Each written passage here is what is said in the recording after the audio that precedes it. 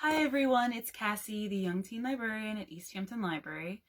Tonight we are continuing with reading through Cheaper by the Dozen, and we are continuing with Chapter 10, Motion Steady Tonsils.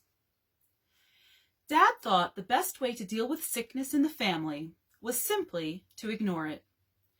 "We don't have time for such nonsense," he said. "There are too many of us. A sick person drags down the performance of the entire group. You children come from sound pioneer stock. You've been given health, and it's your job to keep it. I don't want any excuses. I want you to stay well." Except for measles and whooping cough, we obeyed orders. Doctor's visits were so infrequent, we learned to identify them with mothers having a baby. Dad's mother, who lived with us for a while, had her own secret for warding off disease. Grandma Gilbreth was born in Maine, where she said the seasons were winter, July, and August. She claimed to be an expert in combating cold weather and in avoiding head colds. Her secret prophylaxis was a white bag filled and saturated with camphor, which she kept hidden in her bosom. Grandma's bosom offered ample hiding space, not only for the camphor, but for her eyeglasses, her handkerchief, and if need be, for the bedspread she was crocheting. Each year, as soon as the first frost appeared, she made 12 identical white camphor-filled bags for each of us. "Mind what Grandma says, and wear these all the time," she told us. "Now, if you bring home a cold, it will be your own blessed fault, and I'll skin you alive." Grandma always was threatening to skin someone alive, or draw and quarter him, or scalp him like a red Indian, or spank him till his bottom blistered. Grandma averred she was a great believer in spare the rod and spoil the child. Her own personal rod was a branch from a lilac bush, which grew in the side lawn. She always kept a twig from this bush on the top of her dresser. "I declare you're going to catch it now," she would say. "Your mother won't spank you, and your father is too busy to spank you, but your grandma is going to spank you till your bottom blisters." Then she would swing the twig with a vigor which belied her years. Most of her swings were aimed so as merely to whistle harmlessly through the air. She'd land a few light licks on our legs, though, and since we didn't want to hurt her feelings, we'd scream and holler as if we were receiving the 21 lashes from a Spanish inquisitor. Sometimes she'd switch so vigorously at nothing that the twig would break. "Ah, you see? You were so bad that I had to break my whip on you. Now go right out in the yard and cut me another one for next time. A big, thick one that will hurt even more than this one. Go along now. March."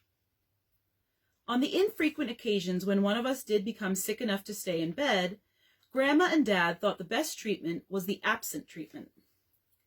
"A child abed mends best if left to himself," Grandma said. Well, Dad nodded approval. Mother said she agreed too, and then she proceeded to wait on the sick child hand and foot. "Here, darling, put my lovely bed jacket around your shoulders," Mother would tell the ailing one. "Here are some magazines and scissors and paste. Now, how's that? I'm going down to the kitchen and fix you a tray. Then I'll be up and read to you." A cousin brought measles into the house, and all of us except Martha were stricken simultaneously. 2 big adjoining bedrooms upstairs were converted into hospital wards, one for the boys and the other for the girls. We suffered together for 2 or 3 miserable, feverish, itchy days, while Mother applied cocoa butter and ice packs. Dr. Burton, who had delivered most of us, said there was nothing to worry about. He was an outspoken man, and he and Dad understood each other. "I'll admit, Gilbreth, that your children don't get sick often," Dr. Burton said, "but when they do, it messes up the public health statistics for the entire state of New Jersey." "How come, Mr. Bones?" Dad asked. "I have to turn in a report every week on the number of contagious diseases I handle. Ordinarily, I handle a couple of cases of measles a week.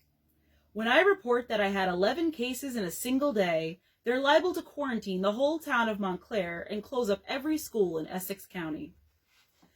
"Well, they're probably exceptionally light cases," Dad said. Pioneer stock, you know.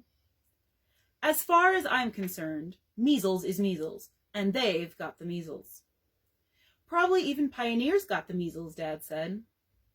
Probably so. Pioneers had tonsils too, and so do your kids. Really ugly tonsils. They ought to come out. I never had mine out. Let me see them, Dr. Burton ordered. There's nothing the matter with them. For God's sake, don't waste my time, said Dr. Burton. Open your mouth and say ah. Dad opened his mouth and said ah. I thought so, Dr. Burton nodded. Yours ought to come out too. Should have taken them out years ago. I don't expect you to admit it, but you have sore throats, don't you? You have one right this minute, haven't you? Nonsense, said Dad. Never sick a day in my life. Well, let yours stay in if you want. You're not hurting anybody but yourself. But you really should have the children's taken out. I'll talk it over with Lily, Dad promised. Once the fever from the measles had gone, we all felt fine, although we still had to stay in bed. We sang songs, told continued stories, played spelling games and riddles, and had pillow fights. Dad spent considerable time with us, joining in the songs and all the games, except pillow fights, which were illegal. He still believed in letting sick children alone, but with all of us sick, or all but Martha at any rate, he became so lonesome he couldn't stay away. He came into the wards one night after supper and took a chair over in a corner. We noticed that his face was covered with spots. Daddy, asked Anne, what's the matter with you? You're all broken out in spots. You're imagining things, said Dad, smirking. I'm all right. You've got the measles. I'm all right, said Dad. I can take it. Daddy's got the measles. Daddy's got the measles. Dad sat there grinning, but our shouts were enough to bring Grandma on the run. What's the matter here? She asked, and then to Dad. Mercy sakes, Frank, you're covered with spots. It's just a joke, Dad told his mother, weakly. Get yourself to bed. A man your age ought to know better. Shame on you. Grandma fumbled down her dress and put on her glasses. She peered into Dad's face. I declare, Frank Gilbreth, she told him, sometimes I think you're more trouble than all of your children. Red ink. And you think it's a joke to scare a body half to death. Red ink. A joke, Dad repeated. Very funny, Grandma muttered as she stalked out of the room. I'm splitting my sides. Dad sat there glumly. Is it red ink, Daddy? We asked, and we agreed with him that it was indeed a very good joke. Is it? You really had us fooled. You'll have to ask your Grandma, Dad sulked. She's a very smart lady. She knows it all. Martha, who appeared immune to measles, nevertheless wasn't allowed to come into the wards. She couldn't go to school since the house was quarantined, and the week or two of being an only child made her so miserable that she lost her appetite. Finally, she couldn't stand it any more and sneaked into the sick rooms to visit us. You know you're not allowed in here, said Anne. Do you want to get sick? Martha burst into tears. Yes, she sobbed. Oh, yes. Don't tell us you miss us. Why, I should think it would be wonderful to have the whole downstairs to yourself and be able to have Mother and Dad all by yourself at dinner. Dad's no fun anymore, said Mart. He's nervous. He says the quiet at the table is driving him crazy. Tell him that's not of general interest, said Ern. It was shortly after the measles epidemic that Dad started applying motion study to surgery to try to reduce the time required for certain operations. Surgeons really aren't much different from skilled mechanics, Dad said, except that they're not so skilled. If I can get to study their motions, I can speed them up. The speed of an operation often means the difference between life and death. At first, the surgeons he approached weren't very cooperative. I don't think it will work, one doctor told him. We aren't dealing with machines. We're dealing with human beings. No two human beings are alike, so no set of motions could be used over and over again. I know it will work, Dad insisted. Just let me take some moving pictures of operations, and I'll show you. Finally, he got permission to set up his movie equipment in an operating room. After the film was developed, he put it in the projector, which he kept in the parlor, and showed us what he had done. In the background was a cross-section screen and a big clock with Gilbreth written across its face, and a hand which made a full revolution every second. Each doctor and nurse was dressed in white and had a number on his cap to identify him. The patient was on an operating table in the foreground. Off to the left, clad in a white sheet, was something that resembled a snow-covered Alp. When the Alp turned around, it had a stopwatch in its hands, and when it smiled at the camera, you could tell through the disguise that it was Dad. It seemed to us, watching the moving pictures, that the doctors did a rapid, business-like job of a complicated abdominal operation. But Dad, cranking the projector in back of us, kept hollering that it was Stupidity Incorporated.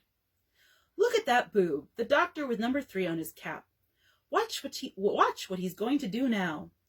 Walk all the way around the operating table. Now see him reach way over there for that instrument? And then he decides that he doesn't want that one after all. He wants this one. He should call the instrument's name, and that nurse, number 6, she's his caddy, should hand it to him. That's what she's there for. And look at his left hand, dangling there at his side. Why doesn't he use it? He could work twice as fast. The result of the moving picture was that the surgeons involved managed to reduce their ether time by 15%. Dad was far from satisfied. He explained that he needed to take moving pictures of 5 or 6 operations, all of the same type, so that he could sort out the good motions from the wasted motions. The trouble was that most patients refused to be photographed, and hospitals were afraid of lawsuits. Never mind, dear, Mother told him. I'm sure the opportunity will come along eventually for you to get all the pictures that you want. Dad said that he didn't like to wait, that when he started a project, he hated to put it aside and pick it up again piecemeal, whenever he found a patient, hospital, and doctor who didn't object to photographs. Then an idea hit him, and he snapped his fingers. I know, he said. I've got it. Dr. Burton has been after me to have the kids' tonsils out. He says they really have to come out. We'll rig up an operating room in the laboratory here and take pictures of Burton. It seems sort of heartless to use the children as guinea pigs, Mother said doubtfully. It does, for a fact. And I won't do it unless Burton says it's perfectly all right. If taking pictures is going to make him nervous or anything, we'll have the tonsils taken out without the motion study. Somehow or other, I can't imagine Dr. Burton being nervous, Mother said. Me either. I'm going to call him. And you know what? I feel a little guilty about this whole deal. So as conscience balm, I'm going to let the old butcher take mine out too. I feel a little guilty about the whole deal too, said Mother. Only thank goodness I had mine taken out when I was a girl.